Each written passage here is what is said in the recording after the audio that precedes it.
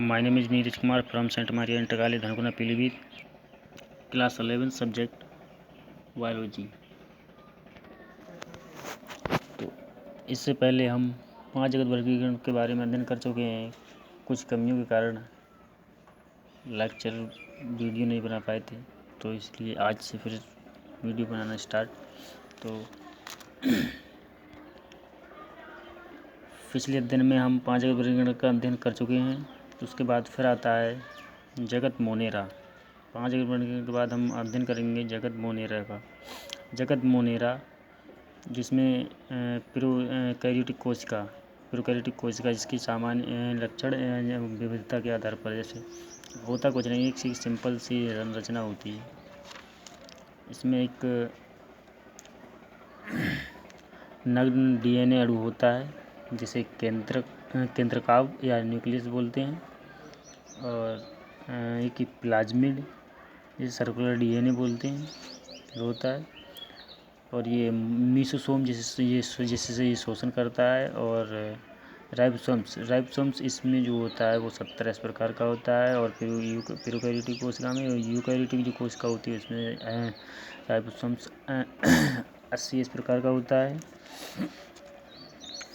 बहुत सारी संरचना होती हैं जो इस कोशिका में नहीं पाई जाती है। ये पुराने टाइम की कोशिका होती है। जैसे कहीं पर भी इसमें माइटोकॉन्ड्रिया नहीं पाई जाती है, कहीं पर भी इसमें अंतःप्रद्रवी जालिका नहीं होती है, और गालिका बॉडी भी नहीं होती है, केंद्र कला भी नहीं होती है। इसमें एक ही कोशिका होती है जिसे पेप्टाइड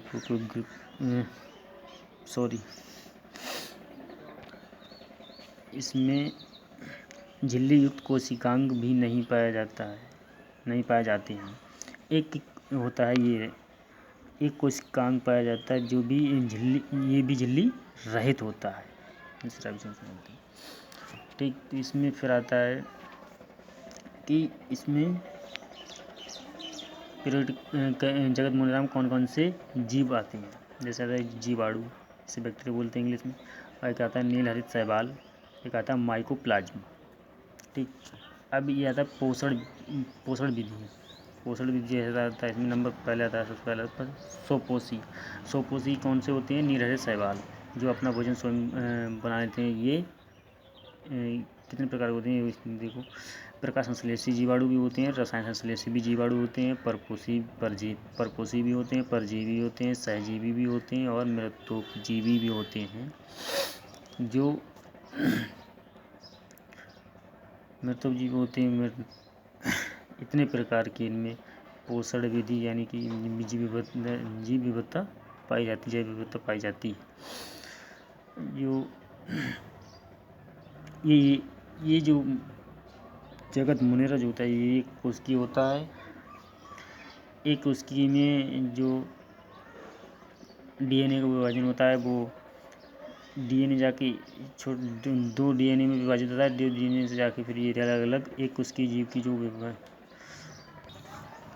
से जो नई जीव की उत्पत्ति होती है, वो इस प्रकार से होती है। एक DNA से 2 DNA में टूट जाता है, और 2 DNA से फिर 2 अलग अलग जीवाणु बन जाते हैं। इस प्रकार से इनमें लैंगिक जनन नहीं होता, इनमें अलैंगिक जनन होता है। अलैंगिक जनन में इसी प्रकार से जीवों का जनन होता है। जैसे DNA 2 DNA में टूट जाता है, विभाजित हो जाता है, डिवाइड हो जाता है, और फिर 2 DNA से अलग अलग 2 जीवाणु तैयार हो जाते हैं, ठीक। फिर एक इसमें आता है बहुत ही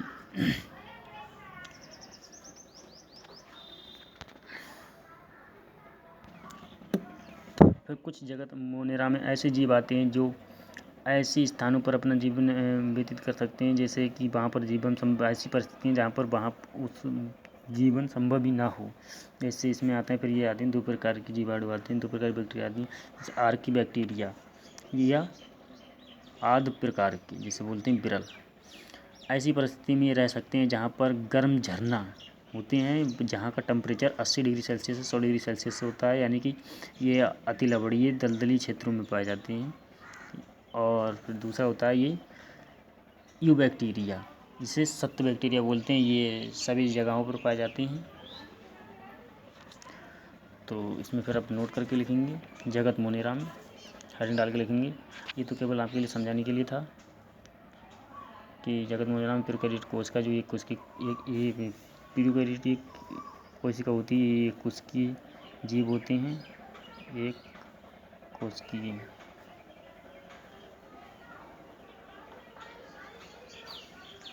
कोशिकीय होते हैं जगत मोनेरा में। तो इसमें फिर नोट करके लेंगे। R.H. विक्टेकर के अनुसार जगत मोनेरा के अंतर्गत वे जीव आते हैं जो प्यूकैरियोट्स होते हैं। इसके अंतर्गत आने वाले जीव एक कोशिकीय होते हैं। एग्जाम्पल जैसे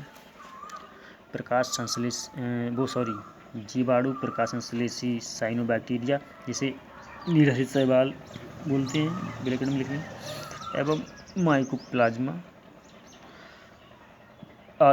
आदि। अब लिखेंगे जगत मोनेरा के सामान्य लक्षण। हेडिंग डाल के लिखेंगे मोनेरा के सामान्य लक्षण। इसके क्या क्या लक्षण हैं,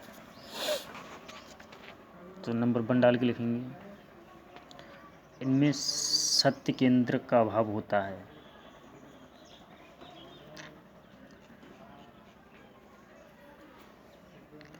मतलब इसमें एक केंद्रक नहीं पाया जाता। जो प्यूकैरियोटिक कोशिका में यहाँ पे केंद्रक DNA केंद्रक पाया जाता है, जिसमें DNA अंदर होता है, केंद्रक के अंदर होता है, इसमें अब नहीं पाया जाता, इसी का अभाव होता है। फिर नंबर 2 डाल के लिखेंगे इनमें झिल्ली युक्त कोशिकांग जैसे माइटोकॉन्ड्रिया, हरितलवक, केंद्रक, अंतःप्रद्रव्य जालिका, गाल्जिकाएँ, लाइसोसोम आदि नहीं पाए जाते हैं। ठीक, फिर नंबर 3 डाल के लिखेंगे। नंबर 3 इनमें द्विकुंडलित नग्न DNA पाया जाता है, जिसे केंद्रकाभ न्यूक्लियोराइड कहते हैं।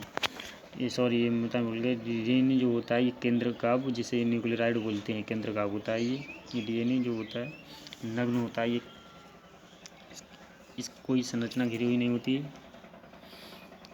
फिर नंबर 4 डाल के लिखेंगे हिस्टोन प्रोटीन तथा गुणसूत्र नहीं पाए जाते हैं।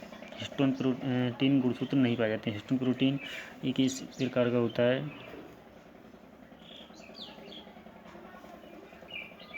इसमें जो DNA जो हमारा संरचना होती है, DNA की हमारी संरचना होती है, वो इस प्रकार की होती है। तो इसमें इस प्रकार की संरचना होती है। जब इसमें यहाँ पर ये DNA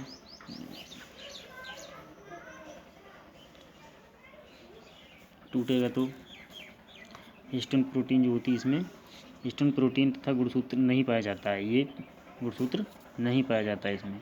फिर नंबर 5 डाल के लिखेंगे माइकोप्लाज्मा को छोड़कर अन्य सभी मोनेरा सदस्य में कोशिका भित्ति पाई जाती है। मतलब इसमें क्या है कि माइकोप्लाज्मा को छोड़कर जितने भी इसमें मोनेरा में जितने भी सदस्य, जितने भी जीवाणु आते हैं, सभी में कोशिका भित्ति पाई जाती है, केवल माइकोप्लाज्मा में नहीं पाई जाती है। जो माइकोप्लाज्मा इसमें कोशिका भित्ति नहीं पाई जाती। कोशिका भित्ति जो बाहर ये लिखा है, कोशिका भित्ति जो बाहर की संरचना होती है, इसे कोशिका भित्ति बोलते हैं, बाह्य आवरण। फिर नंबर 6 लिखेंगे इनमें राइबोसोम 17 इस प्रकार के होता है। नंबर 7 मोनेरा के सदस्यों में पोषण में विविधता पाई जाती है। मतलब इनकी पोषण विधि कितने प्रकार, स्वपोषी, परपोषी, प्रकाश संश्लेषी, रसायन संश्लेषी होती है, पाई जाती है। ये स्वपोषी भी होते हैं तथा परपोषी भी होते हैं। ठीक है। फिर लिखेंगे नंबर 8 मोनेरा के कुछ जीव सहजीवी भी होते हैं तथा जैसे राइजोबियम बैक्टीरिया जो होता है दलहनी फसलों के मूल ग्रंथों में पाया जाता है। ये नाइट्रोजन एकत्रीकरण करने का कार्य करता है भूमि मृदा में। फिर नंबर 9 डाल के लिखेंगे मोनेरा के कुछ जीवों में कई अथवा अलैंगिक जनन पाया जाता है। इनमें लैंगिक जनन का अभाव होता है पूर्ण रूप से। ठीक है। फिर नंबर 10 डाल के लिखेंगे नंबर 10 मोनेरा के कुछ जीव प्रतिकूल वातावरणीय परिस्थितियों में भी जीवित रह सकते हैं। जैसे एग्जाम्पल उच्च तापमान वाले गर्म झरनों में जहाँ तापमान 80 से 100 डिग्री सेंटीग्रेड होता है, अम्लीय पीएच वाली जगहों पर, अत्यधिक लवणीय सांद्रता वाली जगहों पर ऑक्सीजन की अनुपस्थिति में ऑक्सीजन